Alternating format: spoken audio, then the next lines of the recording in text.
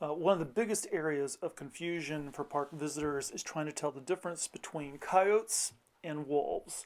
And so we're going to talk about those physical differences. Coyotes, by the way, have larger ears in proportion to the head. They're also more pointed at the top. Wolves have uh, smaller ears in relation to the head. They're more rounded. Coyotes also have a narrower facial profile. Wolves have a more broad facial profile. Coyotes have the small nose pad. Wolves have a larger nose pad. Coyotes have shorter legs than wolves because they're a lot smaller, or maybe topping out around 45 pounds or so. Wolves in Alaska will average about 100 pounds or so. Wolves are also longer legged than coyotes, and of course, are larger in overall body size.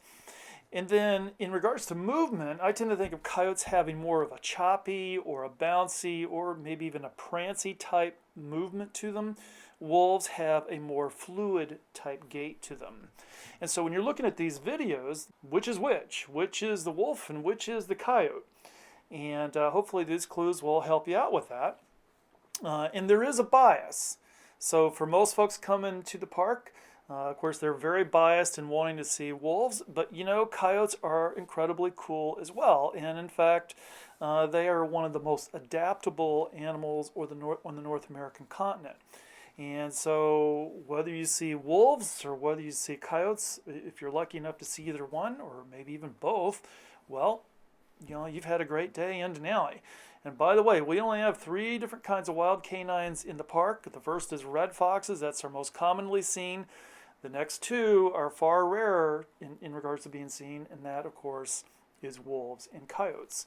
So again, which is which?